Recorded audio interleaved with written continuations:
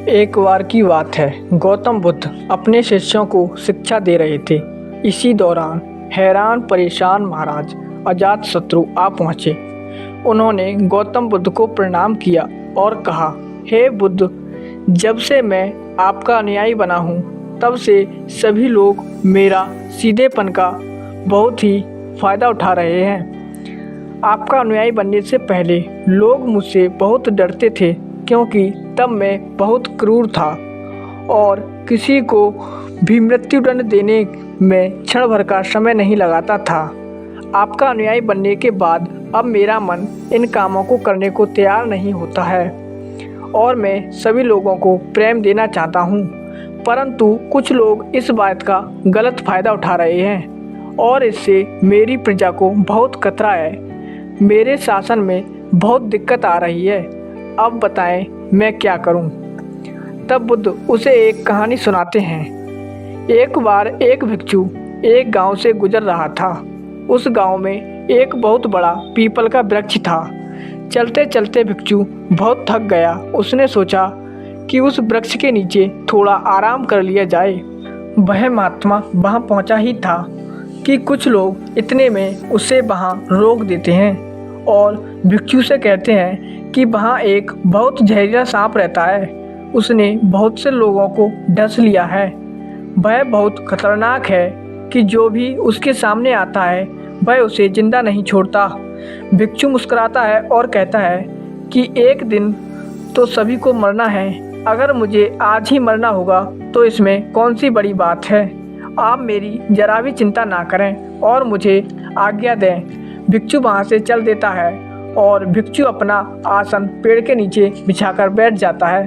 थोड़ी ही देर बाद उसके सामने सांप आता है और उससे कहता है, क्या तुम्हें मुझसे डर नहीं लगता? क्या तुम्हें पता नहीं यह मेरा इलाका है और यहाँ पर आने की किसी की हिम्मत नहीं होती? तब भिक्षु उसे बहुत ही प्रेम के साथ कहता है, इसमें डर वाली कौन सी बात है? तुम जो भी करते हो वह इसलिए करते हो क्योंकि तुम्हें डर है कि तुम्हें कोई मार ना दे, इसलिए तुम दूसरों को डराते हो। मुझे किसी बात का डर नहीं, ना ही मुझे मृत्यु का डर है और ना ही जीवन की लालसा है। मुझे कोई नुकसान पहुंचा ही नहीं सकता, तो मैं फिर क्यों डरूं? सांप को यह सुनकर बहुत गहरा आघात पहुंचता है। उसने आज तक ऐसे व्यक्ति देखे हैं जो उससे डरकर भागते थे। उसने आज तक ऐसा कोई भी व्यक्ति नहीं देखा था जो उससे नहीं डरे। भिक्षु की इतनी बात सुन सांप उनके चरणों में लेट जाता है और कहता है कि आज तक जो मैंने किया है अपनी जान बचाने के लिए किया है, क्योंकि मैं ऐसा रूप धारण नहीं करता तो लोग मुझे जिंदा नहीं छोड़ते। तब भिक्षु उनसे कहता है कि तुम एकदम सही कह रहे हो, लेकिन तुम इस मोह से मुक्त होना चाहते हो तो तुम एकदम शांत हो जाओ, प्रेम से भर जाओ और एक दिन जीवन समाप्त ही हो जाएगा। उसके लिए बुरे कर्म करने की कोई ज़रूरत नहीं है। इतना कहकर वह भिक्षु वहाँ से चला जाता है और सांप उस भिक्षु की सारी बातें अपने दिमाग में बिठा लेता है और वह ये तय करता है कि अब से वह आज से कभी भी कोई भी गलत काम नहीं करेगा। सांप अब सभी बुरे कर्मों को छोड़ देता है, लेकिन इसका उस पर उल्टा असर पड़ता है। जो लोग उसे पहले देखकर भागते थे, अब लोग उसके सीधेपन का गलत उपयोग करने लगे।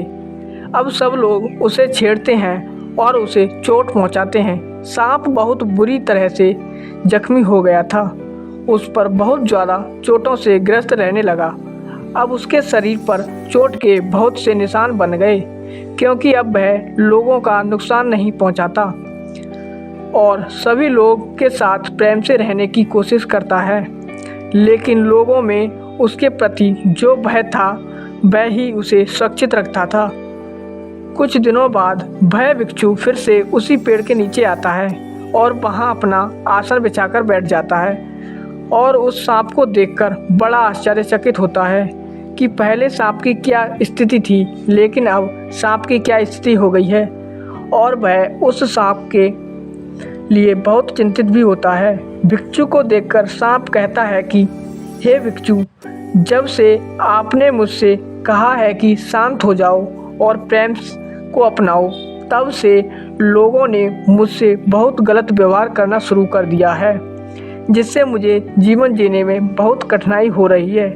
अब आप ही बताएं कि मुझे क्या करना चाहिए। भिक्षु उससे कहता है कि हे मित्र, मैंने तुमसे यह नहीं कहा कि तुम अपने स्वभाव को ही बदल लो। तुम एक सर्प हो और क्रूरता ही तुम्हारा स्वभाव है। अगर तुम क्रूरता नहीं रखोगे तो लोग तुम्हें खत्म कर देंगे, लेकिन इसका मतलब यह नहीं है कि तुम्हारे भीतर जो उद्देश्य है उसे गलत रखो।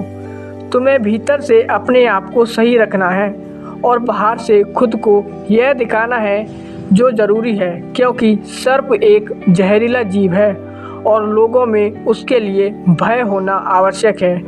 अगर लोगों के अंदर तुम्हारे लिए भय नहीं होगा तो लोग तुम्हें हानि ही पहुंचाएंगे, लेकिन तुम्हें भीतर से अपने आप को सही रखना है कि तुम किसी को कोई नुकसान नहीं पहुंचाना चाहते हैं, केवल अपना धर्म बनाए रखना है। गौतम बुद्ध कहते हैं, तो अजातशत्रु तुम इसे एक कहानी से क्या समझे? तो इसका मतलब यही है कि तुम अपने स्वभाव को मत बदलो, तुम अपने आप को समझो और तुम अपने आप को प्रेम पूर्ण पाओगे तो अपने उद्देश्य को अच्छा पाओगे। फिर तुम्हें उससे खुशी मिलेगी और जब तुम्हें खुशी मिलेगी तो तुम लोगों को खुशी दे सकोगे। और यहाँ तक इस बात की जरा भी ज़रूरत नहीं है कि तुम बाहर से लोगों को क्या दिखाई दे रहे हो। ज़रूरत इसी बात की है कि भीतर से तुम अपना क्या उद्देश्य रखते हो।